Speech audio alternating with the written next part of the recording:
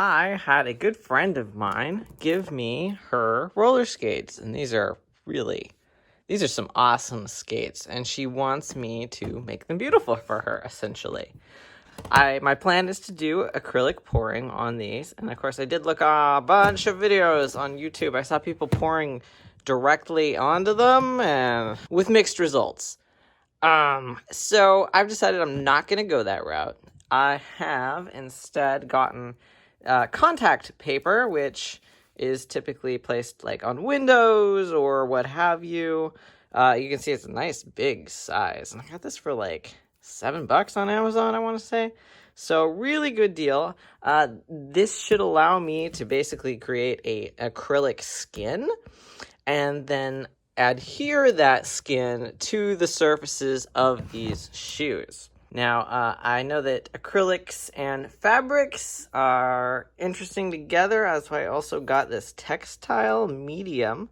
This stuff is supposed to make the acrylics more flexible and washable, though that's not applicable here. But the point is, I want to make sure that this skin, when I put it to these curved surfaces, still looks nice, isn't going to do any cracking. Now, one thing that I will say is really nice is that, at least with a pair of roller skates, you don't need a lot of flexibility like you would with a t-shirt. These are all, they're meant to be sturdy and support your ankle, so they shouldn't actually need a whole lot of flex.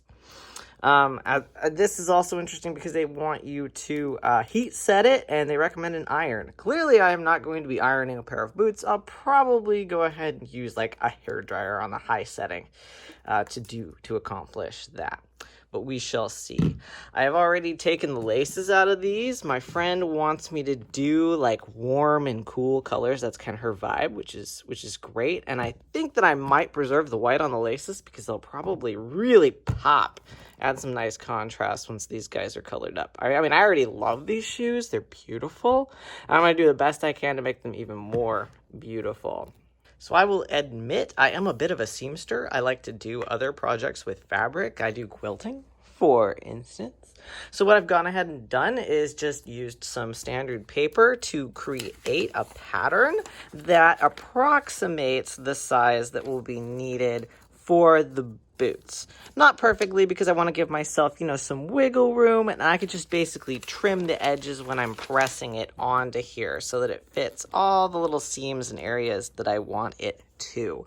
I've also marked them left and right so that I don't get confused. I'm going to need 2 of each. I also need to cut one for the tongue. Also, another little thing to note, I decided to do a little sample piece right here and cut a bit out.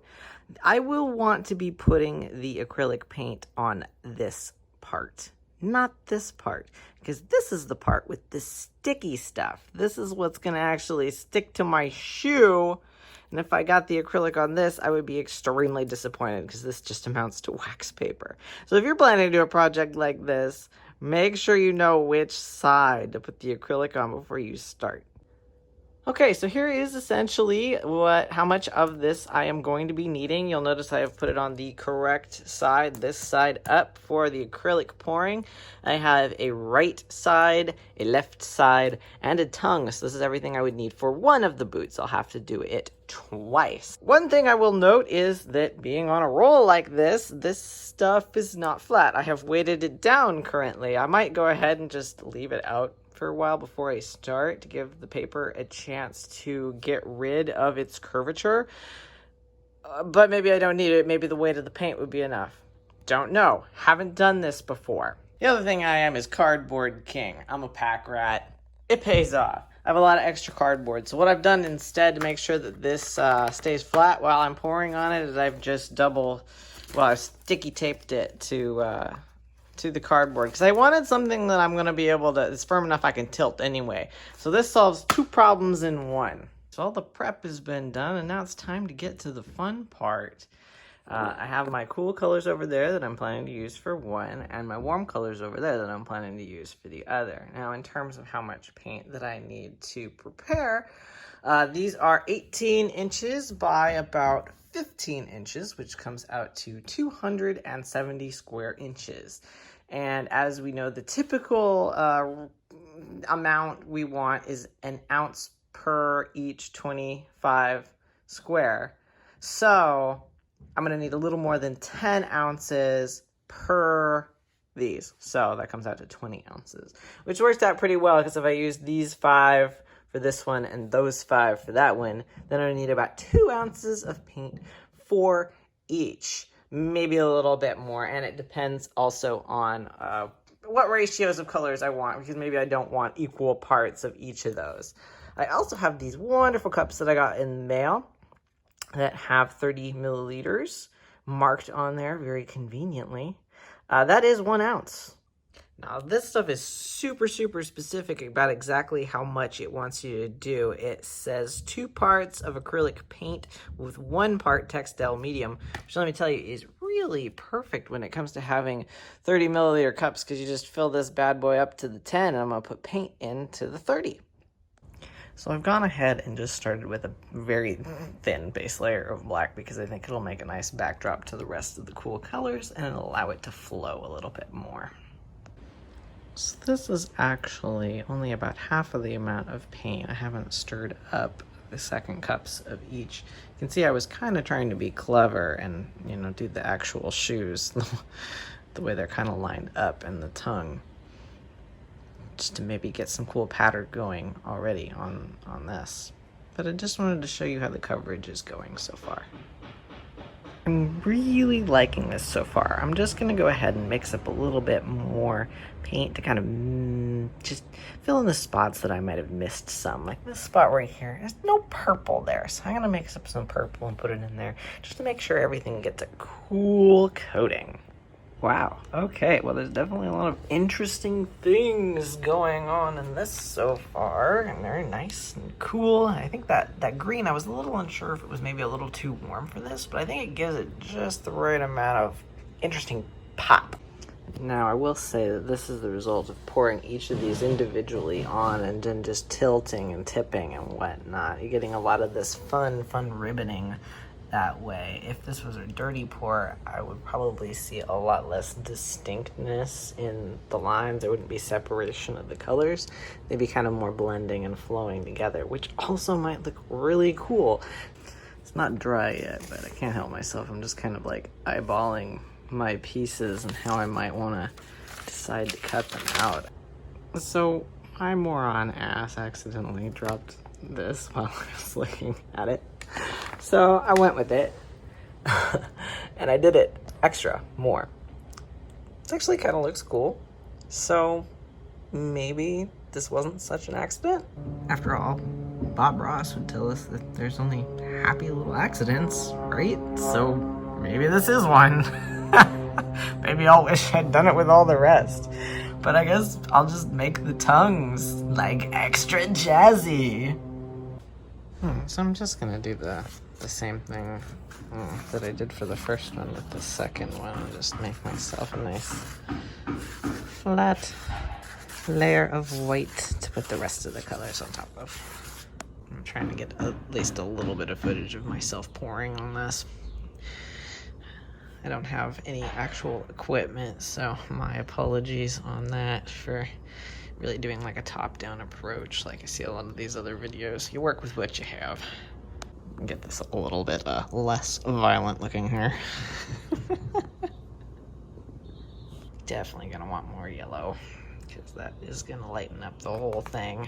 Red and orange are pretty similar to one another. I will say, when it comes to mixing this textile medium into the paint, it is very, very creamy at first, and it takes quite a bit of stirring to get that full color to come back to it. So just to be really patient with the stirring. Oh, there it goes. Interesting things are happening, yes indeed. Wow, look at all the fun warping I've been getting. It's just so much fun to watch the paint move and make all these weird designs in it. Alright, I think that feels pretty good. So I'm going to do that same thing that I did with the other one that's drying over there right now. And purposefully, accidentally drag a little piece through where I want the tongue. Next trick, make sure I don't, drop my phone in it too, right? That would be the next fun thing to do. There we go. I know that this kind of an effect is what some people do when they're doing one of those drags, and this has convinced me that sometime I might want to go ahead and try one of those out, because the effects of it can be pretty cool. All right, so at this point, here they both are, my skins for my roller blades. The cool colors and the warm colors. Now all there is left to do is wait for them to dry. These bad boys are dry and nice and smooth, and seem to be pretty flexible, which is great. So I peeled them off of my cardboard, and now I'm gonna go ahead and clip them out. I'm also pleased with how shiny it is, even though I haven't applied any gloss, but I'm planning to do that last.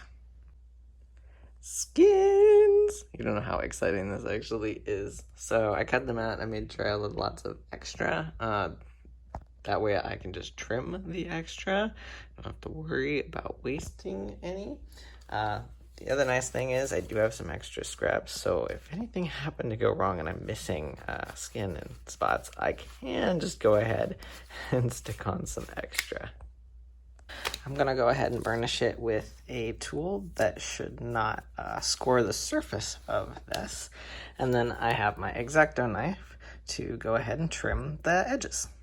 So I started on the toe here, and I'm just kind of gently smoothing it out from the center towards the edges so I can avoid any kind of bubbling. So the folding was getting a little bit weird in the center here, so I went ahead and cut straight across, and I'm gonna go ahead and fold this down towards the middle. What I'm having a little bit trouble with is that these edges do not want to stay all the way down in every single spot. So I may go ahead and apply hot glue around the edges, at least here. My other option, of course, would have been to use the excess material to fold it over, but considering the material on this side, I don't think it would have stuck at all. I'm confirming that hypothesis on this one. I try putting the excess kind of, and you can see it has no interest at all in sticking to that. So I'll just trim it off and have them both have that hot glue. I'm just finally gonna go over these with my little hair dryer here on the high setting. Get it nice and warm. Might actually help the adhesive stick to some of the sides too, if I'm lucky.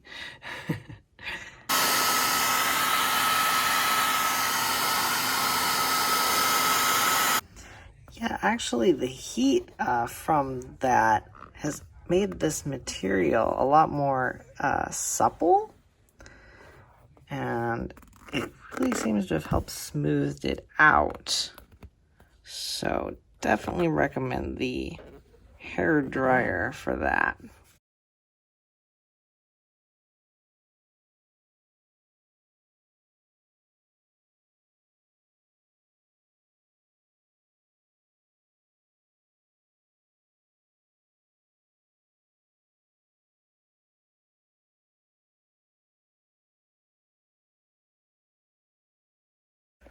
Wow.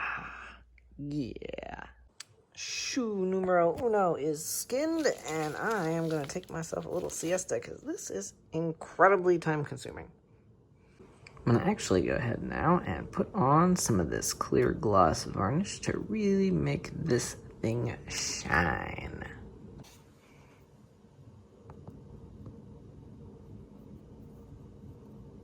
It's so satisfying watching the difference with the shimmer from matte to gloss. This is the best part. Of course, for all I know, I should have put the gloss on before I put the skins on the boots. But then I feel like it would have been harder to cut through, and add another layer. But I don't know, because when I was trying to stick these on here, they were still pretty tacky, even though I had given them 48 hours to dry. It still just felt like playing with sticky plastic. Oh, yes, I like that. Look at that.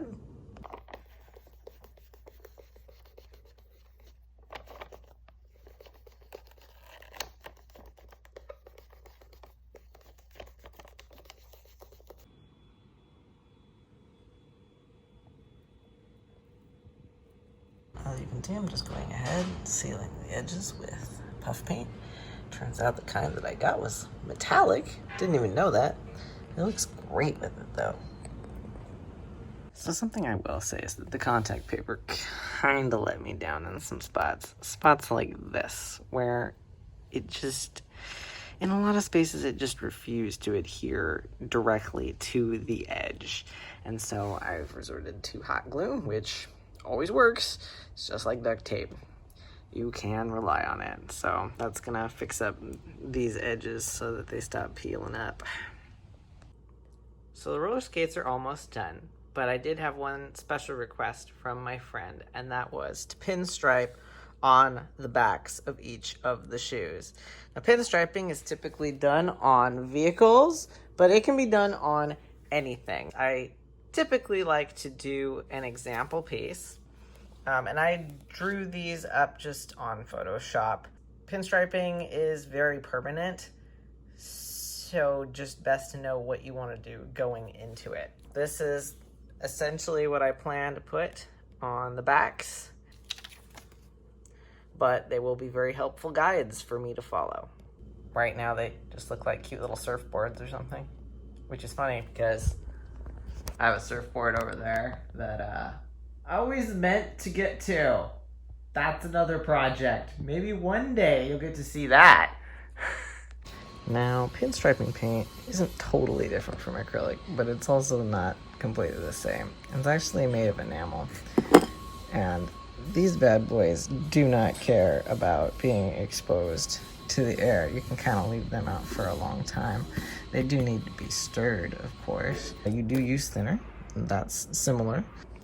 This is my pinstriping brush. This is a double aught, I believe, by MAC. They go down to quadruple aught, and that allows you to achieve those nice thin lines. You can see I started on this one with the first line, and it already looks fabulous with that. So I'm gonna go ahead and do it on the blue one next, because I have to allow a little bit of time in between just to dry before I can go over with more lines, since the lines do overlap on my pattern. And because it is an enamel paint, it dries super, super shiny. You don't even need to put a gloss over it. I really do not need very much at all on the brush. I'm just basically getting that razor's edge so that it pulls a nice, smooth line. And kind of test it out. If it feels a little thick, then I just add a little bit of thinner to it.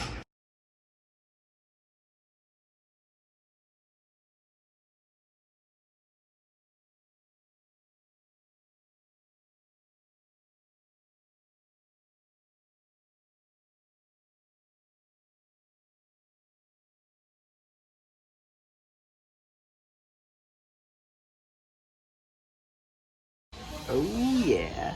See, it doesn't take a lot to make these a little bit more special. Even just that one simple line is really making those pop. So I may not have to do the whole shebang. It is completely possible to overdo pinstriping. One cool thing is that the thinner also acts as the brush cleaner. So, and when I'm switching colors here, I'm just dabbing it in and then getting it clean on my shop towel. Like I said, I'm not looking to overdo this, and I think that is definitely the case here.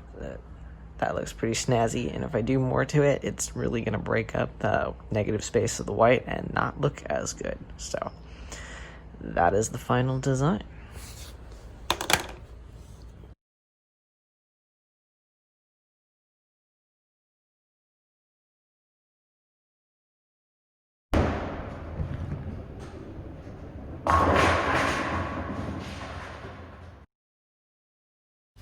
Gotta say, I am very pleased with how these ultimately came out.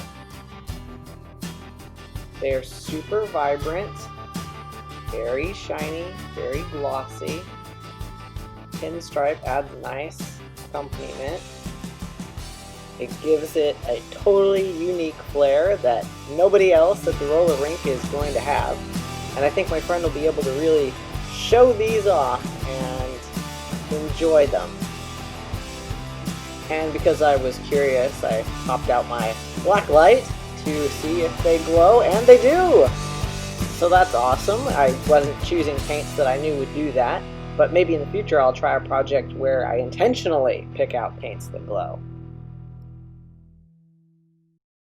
So all in all, this was a lot of work, but it was fun doing pretty much every part of it. It took many hours, but I love the result, and I am glad that I undertook this project.